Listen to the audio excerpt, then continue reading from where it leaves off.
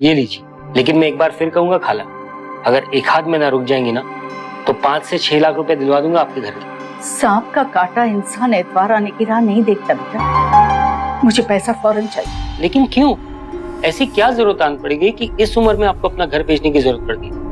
इस शहर में घर बड़ी मुश्किल से मिलता है। घर उसमें रहने वाले लोगों से होता है, घर अपनों से होता है, अपने घर से नहीं।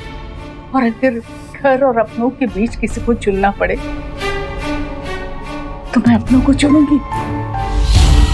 65 वर्षीय शबाना आखिर हालात के ऐसे कौन से मोड़ पर खड़ी थी कि उन्हें घर और परिवार में से किसी एक को चुनना पड़ रहा था? ऐसी कौन सी मुसीबत टूट पड़ी थी कि औने पौने दामों में अपना घर बेचना पड़ा, वो घर जो उन्होंने तिनका तिनका करके बनाया था।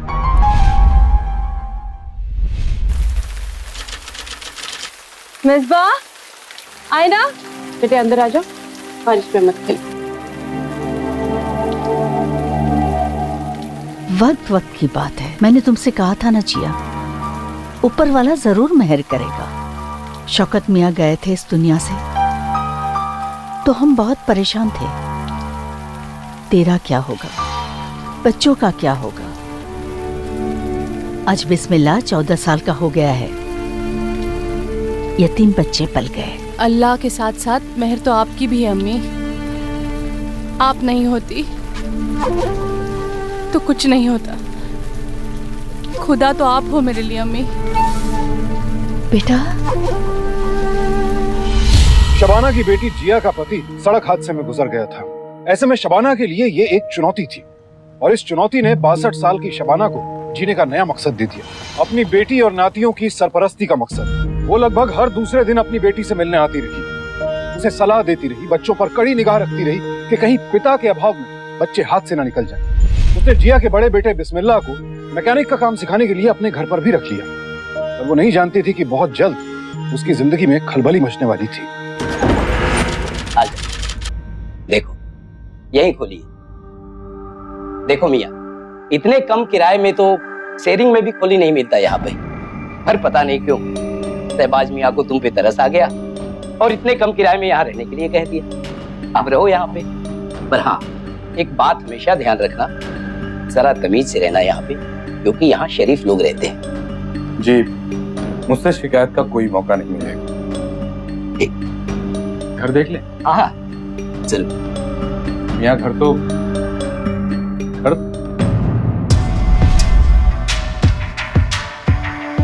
छिपकर क्यों खड़ी हो? दुआ सलाम नहीं करते बड़ों से? कॉफी खाओगे? कहा था ना तुम दोनों से, यूं ही किसी अजनबी के यहाँ नहीं जाते। चलो यहाँ से, चलो।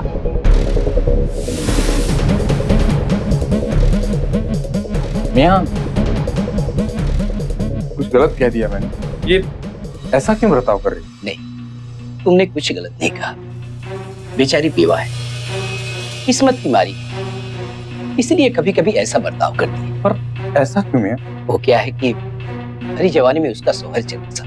वो तो खुदा का शुक्र है कि 10-12 लाख की कुली छोड़ गया, वरना इस शहर में कहाँ गुजारा होता बेचारी का।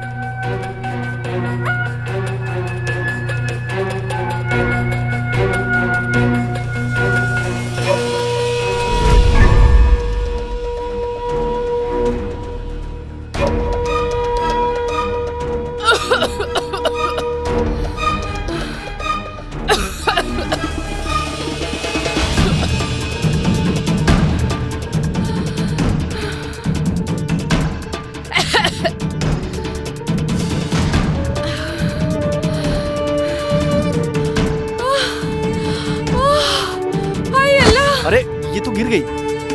उठाओ उठाओ, अरे उठाओ संभाल के, उठिए।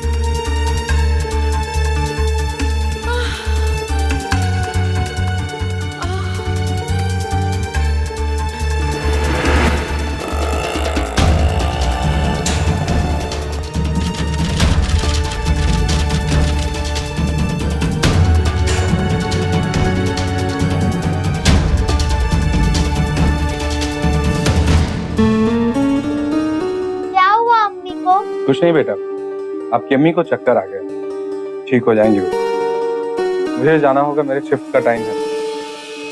आप लोग जरा इन्हें संभालिएगा। बेटा पकड़ो।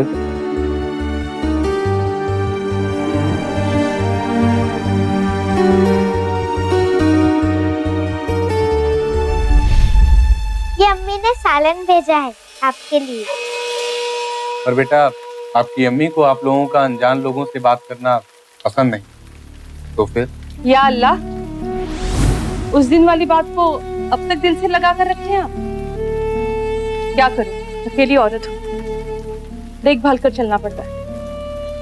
अब चेहरों पर ये तो नहीं लिखा होता कि कौन शरीफ इंसान है और कौन। मेरे चेहरे पर लिखा है।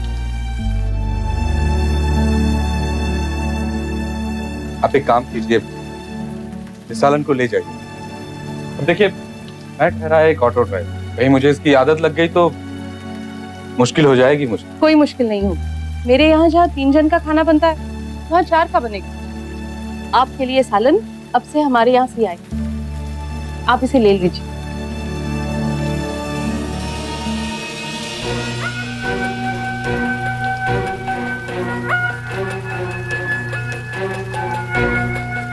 आओ बच्चों।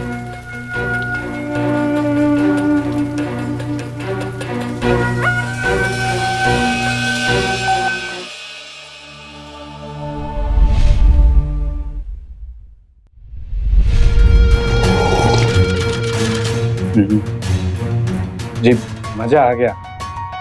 3 साल से ज्यादा हो गए घर छोड़े, तब से सिर्फ और सिर्फ तपरी की ही चाय का सहारा है। और तपरी की चाय तो आपको पता है जी, आज बहुत दिनों के बाद घर की चाय मिली। रोज पी लिया कीजिए। जितनी भी सहूलियत मत दीजिए, कहीं ऐसा ना हो कि इस घर को अपना ही घर समझ बैठे। आप ही का घर। वैसे आपने बताया नहीं अभी तक, आपके घर कौन कौन है? जी अम्मी है, अब्बू है और एक भाई भी है बड़ा, जो बहुत नेक है। और घरवाली? अब जैसी अभी तक कोई नेक मिली नहीं। कैसी बात कर रहे हैं? यहाँ मुंबई में कैसे आना हुआ?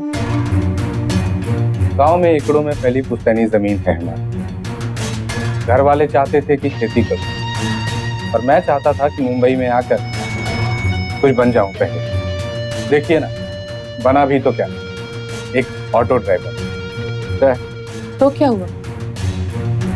ऑटो ड्राइवर भी तो इंसान ही होते हैं।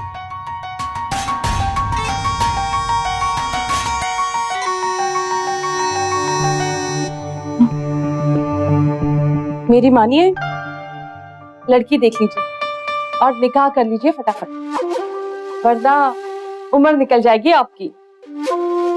जी उम्र का क्या, आप ही को देख लीजिए। कोई कह सकता है कि 25 साल की उम्र में 3 बच्चों की माँ है। 25? मैं 35 की हूँ जनाब। क्या? खुदा खैर करे। आप हैं ही इतनी खूबसूरत कि आपकी उम्र का कोई अंदाजा लगा ही नहीं सकता।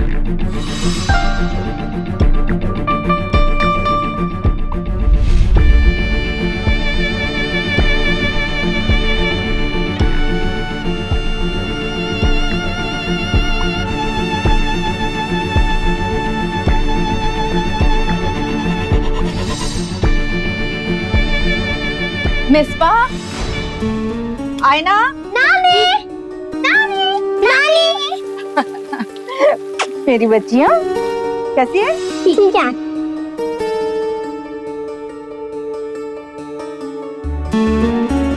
अम्मी कैसी हो? अम्मी अच्छी, जियारत तो ठीक से हुई ना अम्मी? खुदा के करम से सब खैरियत से हुआ, लेकिन इस बारिश ने परेशान कर रखा, रुकने का नाम ही नहीं ले रही है। जिया, जी अम्मी। कुछ बदली बदली सी लग रही है। नहीं तो अम्मी। नहीं, कुछ तो बताओ। हाय अल्लाह, ये काजल नाली क्यों लगा रखी है? इरफान अंकल आए थे अम्मी के लिए।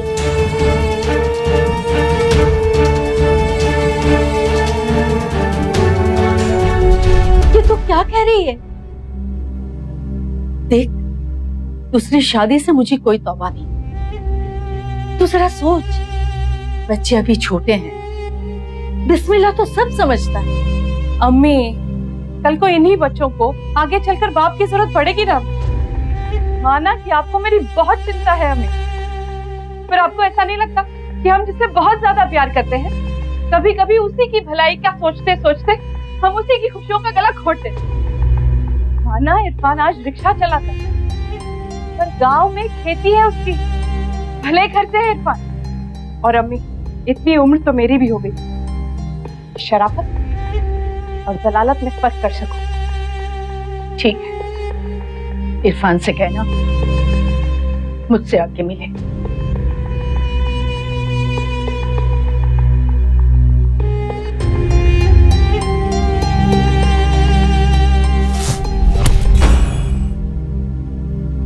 तो मियाँ, क्या है आपके मन में? जी, हम आपकी बेटी से निकाह करना चाहते हैं। आप जानते हैं ना, वो 3 बच्चों की माँ है। मालूम है हमें, लेकिन इनकी जिम्मेदारी उठाने में मुझे कोई परहेज नहीं। इतनी आमदनी में गुजारा हो जाएगा? जी माफ कीजिएगा, गुजारा आमदनी से नहीं, प्यार और जिम्मेदारी से होता है। मेरी एक बड़ी बहन जो बालपन में ही बेवा हो, उसके दुख और तकलीफ देखे हैं मैं। सच कहूं तो अगर किसी बेवा को दुनिया की सारी खुशियां दे पाऊं तो मुझे बेहद खुशी हो, अगर आपकी मंजूरी हो।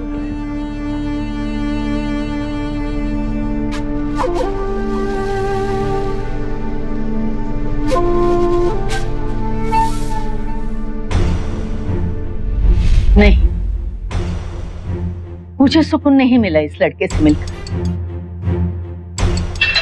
जिया, तेरी माँ हूँ, तेरी खुशियों की परवाह मुझसे ज्यादा किसी को नहीं, और ये लड़का नजरें मिलाकर बात ही नहीं कर सकता। खोट की नजरों से देखोगी तो खोटी नजर आएगा ना अम्मी। अगर वो आपसे नजरें मिलाकर बात करता तो आप कहती बदतमीज है, बड़ों की शर्म नहीं।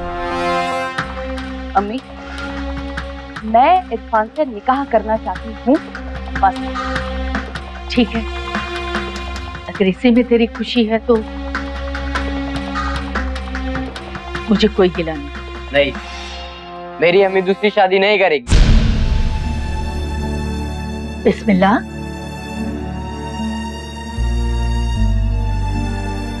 क्या हुआ बेटा? अच्छा, एक बात बता, तेरी अम्मी ने तुझे खुशी देने में कोई कमी छोड़ी? वो जिस हाल में भी थी, तुझे प्यार किया ना, तो अब तेरी बारी है अपनी अम्मी को खुशी देने की। देख बेटा, तू बड़ा हो गया है, पर आयना और मिसबा अभी छोटे हैं, उन्हें बाप की जरूरत है। अपनी अम्मी को इतनी खुशी तो दे सकता है ना बेटा।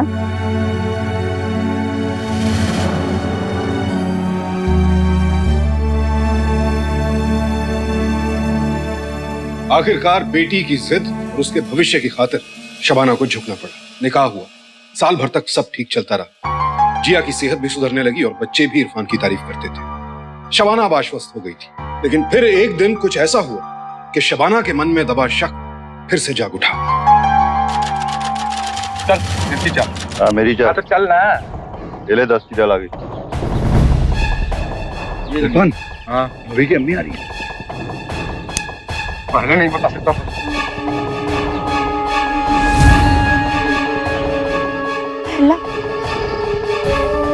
ऐसा क्यों लगा कि इरफान था जुआ खेल रहा था?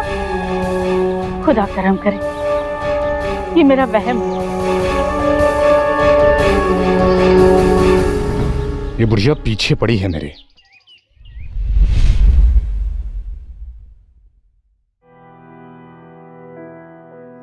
तौबा तौबा, ये मौसम भी, और ऐसे मौसम में भी कुछ निकट्टू बाहर रास्ते पे बैठकर जुआ खेल रहे थे। वैसे इरफान मियाँ कहाँ गए? ऑटो चलाने गए ना अम्मी। सलाम अम्मी। सलाम।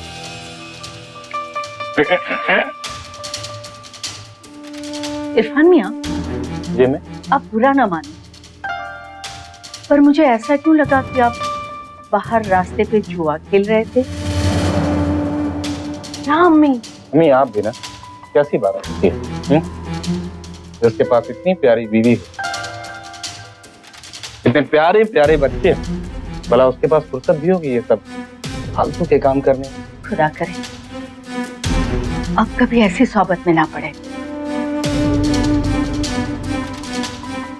शबाना की निगाहों में आते आते बच गया इरफान, लेकिन उसकी हरकतें उसका झूठ साफ बता रहे थे कि वो खुद को जितना शरीफ दिखाने की कोशिश कर रहा था उतना था नहीं। पर आखिर बात क्या थी? कहीं जिया से शादी करने के पीछे उसका कोई और मकसद तो नहीं था? सलाम मम्मी। सलाम बेटा, अच्छा हुआ तो आ गई। मैं तुझसे ही मिलने आने को सोच रही थी। वैसे बच्चों को साथ नहीं लाई? नहीं अम्मी, मैं जल्दी जल्दी में आई हूँ। क्या बात है जिया, कुछ परेशान लग रही है? अम्मी हम कानपुर जा रहे हैं। कानपुर? अचानक? इनका ऑटो जब्त हो गया अम्मी, अब हम वही काम करेंगे। खुदा खैर कर। अरे इस शहर में काम धंधों की कोई कमी है क्या? हजारों नौकरियां मिलेंगी। नहीं अम्मी, इनका मन है कि खुद का कुछ धंधा करे। मेरा मन नहीं मानता। वैसे भी इरफान पर मुझे कई शक है। बहन की कोई दवा नहीं अम्मी, न जाने आप बार बार वही सुर क्यों पकड़ लेती है। वो मेरे खाबिंद है अम्मी, वो जहाँ जाएंगे मुझे जाना ही होगा। मैं बस आपसे ये कहना आई हूँ अम्मी कि बिस्मिल्लाह का ख्याल रखना। वो हमारे साथ नहीं जाना चाहता, उसका दिल सिर्फ आप ही के साथ लगता है। मैं आपको फोन करती रहूंगी। तो गुस्सा हो गई बेटा? तो गुस्से वाली तो बात है ना अम्मी, अब हमेशा हमेशा उस पर शक करती है। ठीक है अब नहीं करूंगी। वैसे भी तू समझदार है, कुछ सोच समझ कर ही हाँ बोला होगा। आती हो, खुदा हाफिज। जिया, बच्चे जब बड़े हो जाते हैं तो उन्हें लगता है अपने सारे फैसले वो खुद ही लें। हर बात में माता पिता की दखलंदाजी से उन्हें चिढ़ होती है, लेकिन वो भूल जाते हैं कि माता पिता जो कुछ भी कहते हैं बच्चों की भलाई के लिए ही कहते हैं। शबाना को आभास हो गया था कि इरफान ठीक आदमी नहीं है, लेकिन जिया ये बात समझ नहीं पाई और शबाना की मर्जी के खिलाफ इरफान के साथ कानपुर चली गई। कानपुर जाने के बाद 1-1.5 महीने तक शबाना की जिया से फोन पर लगातार बात होती रही, लेकिन उसके बाद अचानक जिया का फोन हमेशा स्विच ऑफ आने लगा।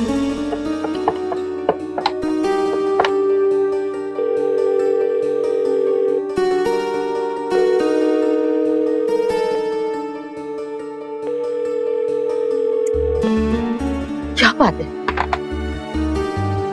ये जिया फोन क्यों नहीं उठा रही? आखिर माजरा क्या है? इरफान मियां का नंबर कोशिश करती हूँ।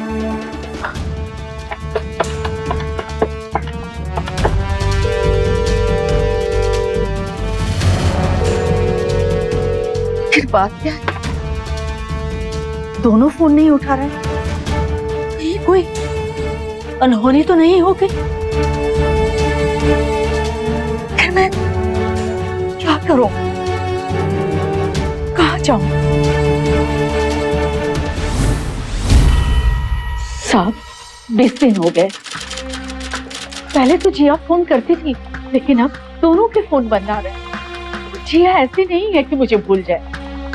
अगर फोन खराब होता तो बाहर जाकर एसटीडी से फोन करती। पराया शहर है, मुझे डर लग रहा है कहीं कुछ गड़बड़ ना हो। आपकी बेटी और दामाद कानपुर में जहाँ रहते हैं, वहाँ का कोई एड्रेस है आपके पास? हाँ, जिया डायरी में लिख के गई थी। ठीक, सब ठीक हो जाएगा।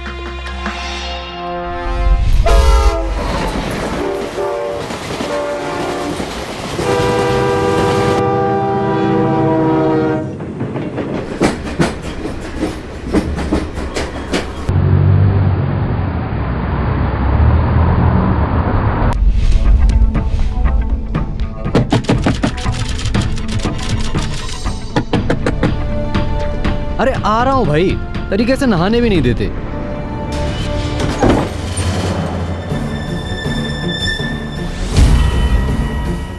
कहिए क्या काम है? ये है आपके दामाद। नहीं, ये कोई और है, मेरे दामाद नहीं है। एड्रेस तो यही है। आप यहाँ कब से हैं? बस ये 5 दिन पहले यहाँ शिफ्ट हुआ हूँ। आपके पहले यहाँ एक फैमिली रहती थी, क्या आप उन्हें जानते हैं? ना जी, मुझे तो ना मालूम। हाँ, मकान मालिक को मालूम होगा। वो यहीं पास में ही रहते हैं। नवीन मार्केट, दूसरी गली, पहला मकान। ठीक है, चलिए।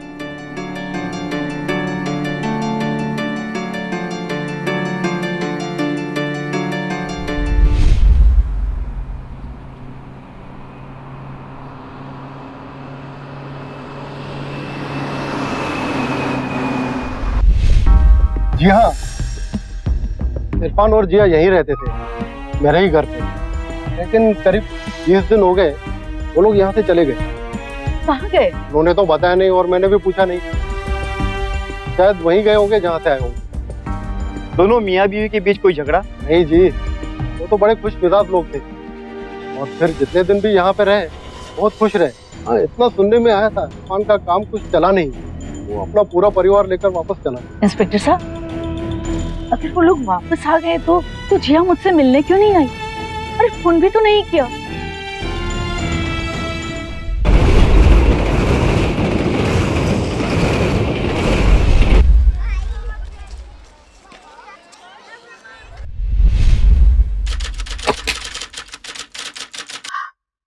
शुक्र है दरवाजा खुला हुआ है, इसका मतलब जिया आ गई है। अब अगर उसने कहा ना कि फोन करना भूल गई थी तो इतना डांटूंगी उसे। खैर नहीं उसकी। जिया, इरफान, जिया दरवाजा खोलो।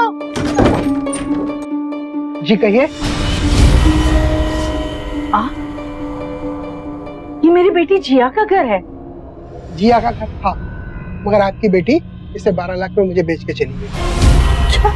जी हाँ, मगर आप तो उसकी माँ है, उसने आपको बताया नहीं? ये कैसे हो सकता है? एक मिनट रुकिए, आपकी तसल्ली के लिए मैं रजिस्ट्री के पेपर दिखाता हूँ। ये देखिए रजिस्ट्री के पेपर।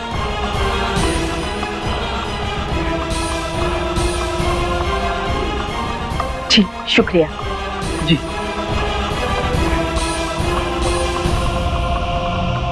जिया ने घर बेच दिया, मुझे बताया भी। ये क्या हो रहा है? जिया यहाँ नहीं है, उसने घर बेच दिया, वो कानपुर में भी नहीं है। कहीं कुछ गड़बड़ तो नहीं? आप समझते क्यों नहीं? मुझे लग रहा है मेरी बेटी कोई बहुत बड़े खतरे में है, कोई बहुत बड़ा गुनाह हुआ है। इरफान ने जरूर कोई गड़बड़ की है। मेरी बेटी ऐसे ही खोली नहीं बेचेगी। अरे उसने मुझे बताया भी नहीं। जरूर उसके साथ कोई धोखा हुआ है। लेकिन खोली जिया की थी, उसने अपनी मर्जी से बेची और रजिस्ट्रार के सामने उसने खुद साइन किए थे। ऐसे में भला हम क्या कर सकते हैं? आपको करना होगा साहब, मेरी बेटी गायब है और अगर कोई गड़बड़ नहीं तो इतने दिनों से दोनों का फोन बंद क्यों है? ये दोनों है कहाँ? देखिए मैडम, वो दोनों कहीं काम की तलाश में गए होंगे और कानपुर में मकान मालिक ने क्या कहा था सुना नहीं आपने? दोनों खुश थे, प्यार से रहते थे, तो ऐसे में शक की कोई गुंजाइश ही नहीं है। मैं समझ सकता हूँ कि आप जिया की माँ है इसलिए परेशान है। मैडम मेरी मानिए, आप इत्मीनान से घर जाइए। जैसे वो लोग नए काम में सेट होंगे आपको उनका जरूर फोन आएगा। अब आप घर जाइए। पुलिस शबाना को समझा रही थी, लेकिन एक माँ का दिल मानने को तैयार नहीं। शबाना फिर से कानपुर गई और वहां उस ब्रोकर से मिली जिसने इरफान को मकान दिलवाया था।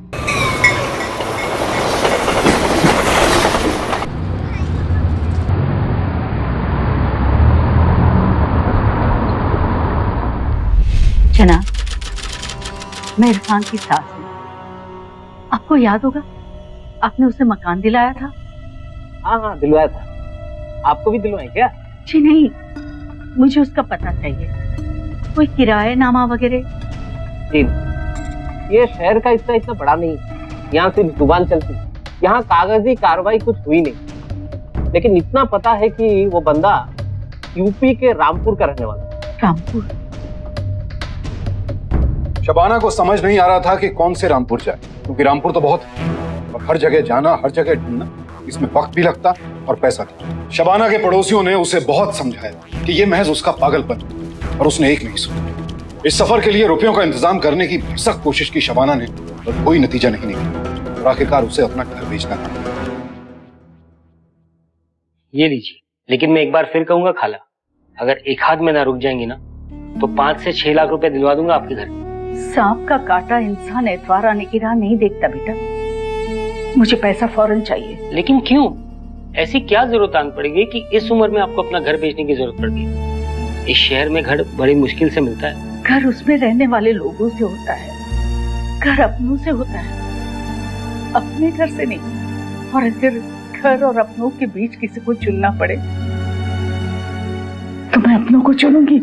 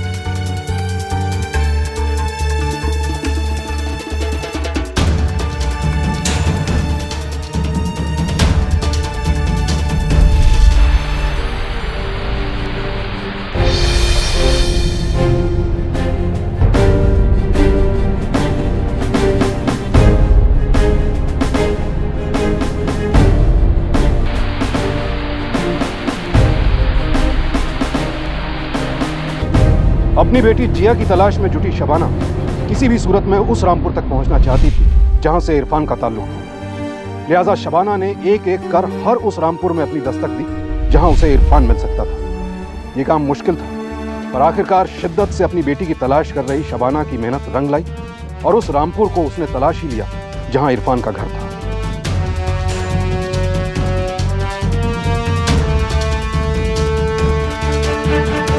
अस्सलाम वालेकुम। वालेकुम सलाम। कहिए। इरफान मियाँ यहाँ रहते हैं? जी हाँ। आप? मैं इरफान मियाँ की सास हूँ, अपनी बेटी से मिलने आई। माफ कीजिएगा, मैंने आपको पहचाना नहीं, कभी मिले नहीं ना, इसलिए। भाभी जान, आपकी अम्मी आई है आपसे मिलने, अभी आई। जी आ रही।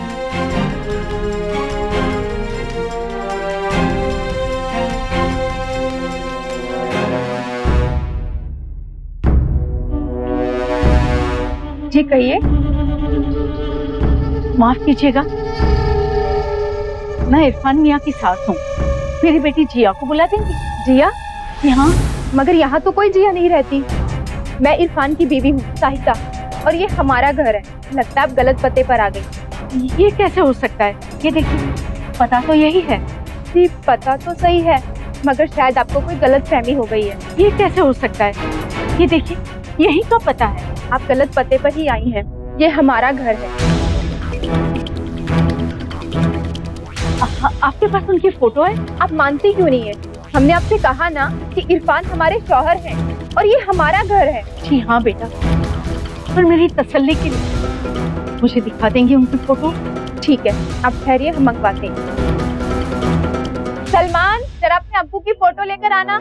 जी अम्मी, अभी लाए।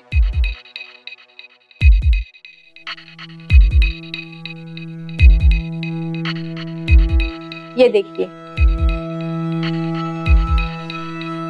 शुक्रिया बेटा। अरे ये क्या, अपने बड़े अब्बू की फोटो लेकर आए हो? जाकर अपने अब्बू की फोटो लेकर आओ। ये अभी लेकर आते हैं।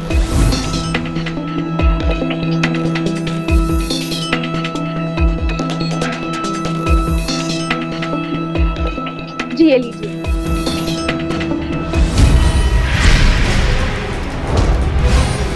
या अल्लाह,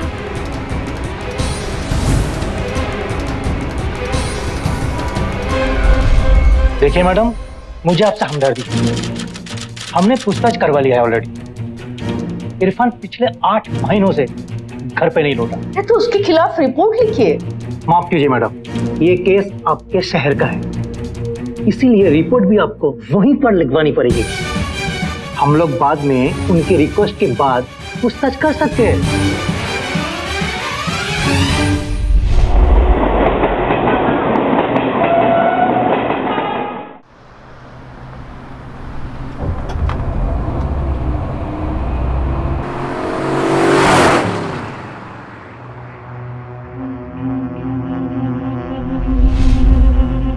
किसी ने मेरी नहीं सुनी। मैंने कहा था कि वो लड़का कमीना है। हम पहले भी छानबीन कर चुके हैं और लोगों के बयानों के मुताबिक जिया खुद अपनी मर्जी से इरफान के साथ गई। ऐसे में इरफान पर अपहरण का केस तो बनता नहीं। अपनी मर्जी से नहीं गई है साहब, पर लाया है उसने मेरी बेटी को। देखिए मैडम, हम उसे ढूंढने के लिए पहले भी जा चुके हैं वहाँ पर। तो रही दूसरी शादी की बात, तो जिया खुद आकर यहाँ पर कंप्लेंट करेगी तो ही होगा। वैसे भी उसने आपसे कई बातें छुपाई, हो सकता है उसे ये बात भी मालूम हो। अब 1 महीने से उसका कोई फोन आपको नहीं आया, इसमें गुनाह वाली तो बात नहीं है। ऐसे में किस धारा के अंतर्गत हम केस दर्ज करें? मेरी बच्ची।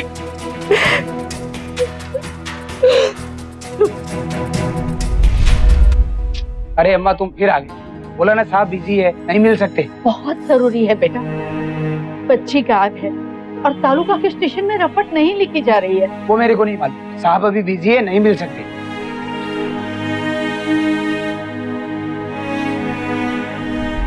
शबाना 3 दिनों तक ऑफिसर के दफ्तर के बाहर बैठी रही।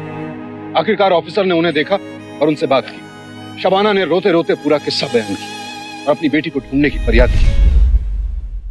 क्या ये सब, क्या रीजन है इन बातों का? सर ऐसी कोई बात नहीं है। दरअसल वो औरत दिमागी तौर पर कमजोर है सर। हम पहले भी तफ्तीश के लिए कानपुर जा चुके हैं। अब सब ठीक है सर, हम वो टेंशन ले रही। Shut up. आप यहाँ बैठे बैठे बिना तफ्तीश के बता सकते हैं कि सब ठीक है? अगर वो औरत पागल है तब भी हमारा काम बनता है तफ्तीश करना। हम इस केस को फिर से इन्वेस्टिगेट कर रहे हैं। ठीक है सर। ये पेमेंट आपने चेक से किया? जी सर। मालूम करो ये चेक किस बैंक के किस अकाउंट में डिपॉजिट हुआ। Yes sir. और इस अकाउंट की पूरी डिटेल जल्द से जल्द मुझे चाहिए। Okay sir. वो चेक जियाउल्लाह खान और इरफान खान के जॉइंट अकाउंट में जमा हुआ था, क्लियर भी हुआ है। अब उस अकाउंट में कुछ भी बैलेंस नहीं है, सारा पैसा निकाल दिया गया। नहीं साहब, कहीं कुछ गड़बड़ जरूर है। मेरी जिया एक साथ 12 लाख रुपए खर्च नहीं कर सकती। इस इरफान की जनपत्री निकालो, पहले कहाँ काम करता था और अब कहाँ। Okay sir.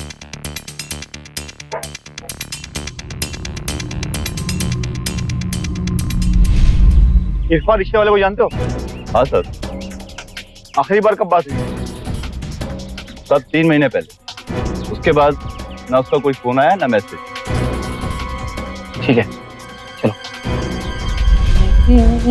सुनो, इरफान को जानते हो? जी साहब। उसकी कोई खबर है? 7 दिन पहले उसने कुछ मैसेज भेजे थे। चुटकुले चुटकुला भेजा था। मोबाइल नंबर तो होगा तुम्हारे पास? जी साहब। बताओ। ये लिखिए सर, 982055। ठीक है चलो। जी सर। इरफान के मोबाइल को ट्रेस किया गया तो पता चला उस वक्त उसकी लोकेशन दिल्ली में थी। फौरन दिल्ली पुलिस को सूचना दी गई और इरफान को गिरफ्तार कर लिया गया।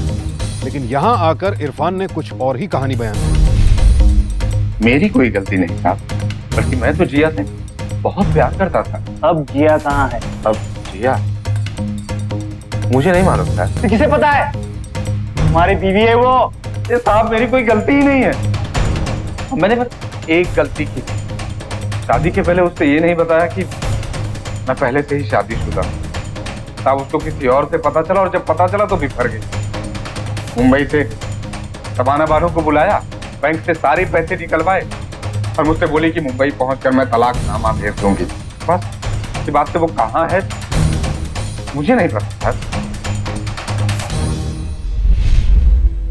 सर इरफान सही कह रहा है। बैंक रिकॉर्ड से पता चला है कि जिया ने खुद अपने अकाउंट से पैसे निकाले थे और अगले ही दिन मुंबई के लिए अपना और अपने बच्चों का टिकट करवाया था। अब तो आपको भरोसा हो गया ना सर। दरअसल एक बात बताऊं, सारे फसाद की जड़ वो बुढ़िया है। उसके शकल पर मत जाइएगा। हाँ 420 औरत है, मेरे तो शुरू से ही खिलाफ थी। उसे पता था साहब कि अगर मेरा निकाह हो गया तो खोली मेरे नाम हो जाएगी। उसे कुछ नहीं मिले। ये लालच में हाथ धोकर मेरे पीछे पड़ी। सब देखिए तब पुलिस के खिलाफ मेरे कंप्लेंट। मैं ठहरा एक मजदूर है, कोर्ट कचहरी पुलिस थाना करूं कि कमाऊं मैं, परेशान करके रख दी। सब उसने किया, सब। बड़ी दुविधा थी पुलिस के सामने। समझ नहीं आ रहा था जिया के साथ क्या हुआ, किसने किया। आखिरकार आला अफसरों ने केस की तफ्तीश नए सिरे से शुरू की। सर कहीं ऐसा तो नहीं कि शबाना झूठ बोल रही हो, जिया का पैसा हड़पने के लिए उसे गायब कर दिया हो और इरफान को फंसा रही हो? नहीं, अगर शबाना को पैसों का इतना ही लालच था तो अपनी बेटी को ढूंढने के लिए अपनी खोली इतने सस्ते दामों में बेचकर क्यों गई? दूसरा, इरफान ने इतने दिनों में अपनी बीवी को वापस लाने के लिए इनसे एक बार भी कांटेक्ट करने की कोशिश क्यों नहीं की? सर मुझे लगता है इनके बैंक का रिकॉर्ड फिर एक बार चेक करना पड़ेगा। यस, एक बार बैंक से मालूम करो कि जिया ने आखिरी बार एक साथ कितने पैसे निकलवाए। Okay sir. Okay sir, confirm है सर, सीसीटीवी फुटेज में जिया खुद अकेली बैंक में गई थी और उसने अकाउंट से 5 लाख रुपए भी निकलवाए। एक मिनट, जिया के अकाउंट में 12 लाख रुपए थे? Yes sir. गुड। इरफान कहाँ है? तुम क्लीन हो इरफान। लेकिन सवाल एक ही है, अगर जिया यहाँ नहीं आई तो फिर गई कहाँ? तुम्हें पूरा शक है कि ये सब शबाना ने किया? जी साहब, माँ और बेटी को मैंने दोनों को बात करते हुए सुना। बताइए साहब, कोई माँ अपनी बेटी की जिंदगी ऐसे बर्बाद कर दे? इसने की। साहब, जिया को मैंने खुद 12 लाख रुपए एक साथ गिनते हुए देखा था। नहीं, पूरे 12 लाख रुपए। ओके इरफान, ठीक है, तुम जा सकते हो। सलाम साहब।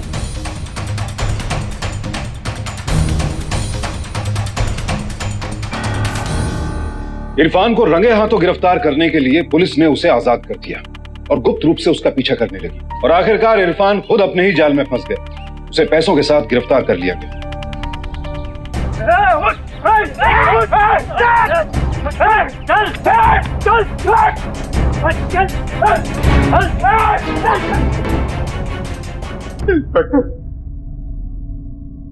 जिया को तो मैंने पहले ही फंसा दिया, लेकिन ये बुढ़िया को मुझ पर शक था।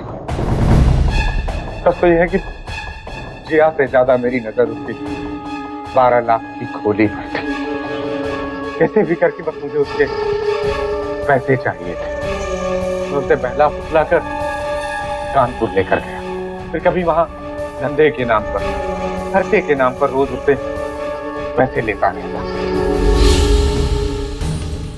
बेगम अब शायद कुछ काम बन जाए। खुदा करे ऐसा ही हो। बेगम अब बहुत अच्छी। मेरा और उसका अकाउंट ज्वाइंट था, तो उससे पैसे निकालता था। बड़ी यही आती थी मैंने उसके पैसे बहुत। एक दिन उसके हाथ में बैंक स्टेटमेंट लगा, उसमें से 7 लाख रुपए का है। वही मेरा भेद खुल गया। उसने मुझसे बहुत झगड़ा किया, बहुत लड़ाई की और उसने फैसला किया कि अब वो वापस मुंबई चली जाएगी। बैंक से सारे पैसे निकलवा और मुंबई जाने को तैयार। मम्मी हम कहाँ जा रहे हैं? हम वापस अपने घर जाएंगे बेटा, नानी अम्मी के यहाँ। चल। बेगम हम आपसे बेहद मोहब्बत करते हैं। या खुदा, इतना झूठ!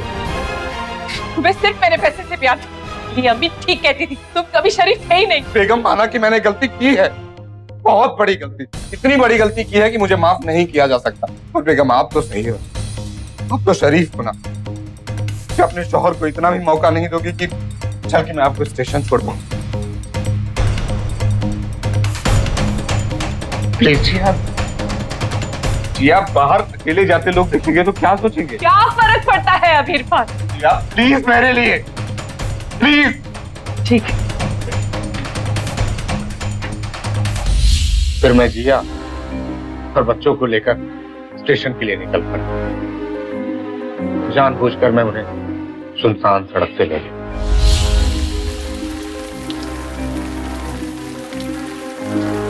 बेगम रुकिए ना जरा। अब क्या है इरफान?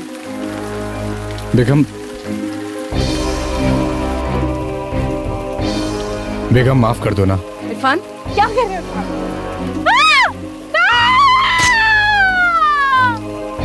फिर मौका मिलते ही हत्या करती हूँ।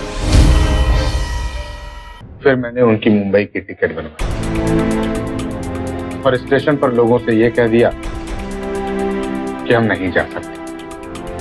साहब मैंने तो पैसे भी नहीं लिए उसके, और बाकी के पैसे बचे गांव की एक जमीन में काट।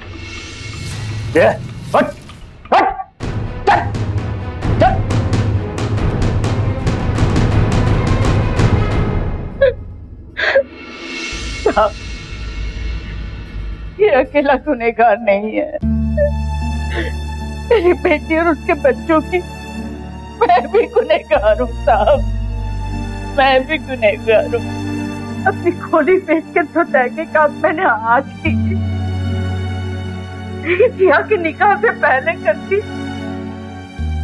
तो आज मेरे बच्चे मेरे पास होते साहब, वो जिंदा होते साहब। बच्चे के प्यार में अंधे होकर मैंने निकाह के लिए हाँ कर, और उसकी सजा मेरे बच्चों ने भुगती।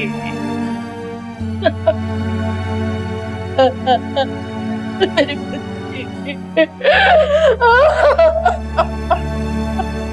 किसी ने भी शबाना की बात नहीं सुनी, लेकिन एक माँ के मन में धुन थी अपनी बेटी से मिलने की। शबाना के शक पर किसी ने भी यकीन नहीं किया, और जब सच सामने आया तो बहुत देर हो चुकी थी। इसीलिए सावधान हो जाएं जिया जैसे लोग, क्योंकि शराफत का मुखौटा लगाए बहुत से इरफान घूम रहे हैं हमारे समाज में। इरफान को गिरफ्तार कर लिया गया और अब उस पर मुकदमा चल रहा है।